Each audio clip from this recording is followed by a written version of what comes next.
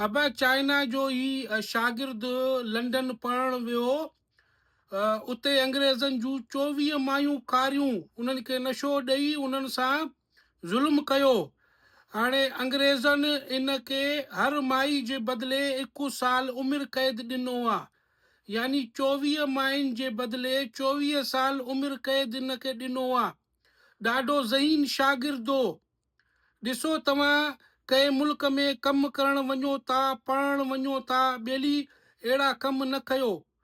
हाणे ही ज़हीन शागिर्दो पढ़े आहे, इन खे सॼी दुनिया में नौकिरी मिले आहे, पंहिंजो मुस्तक़बिल ठाहे आहे।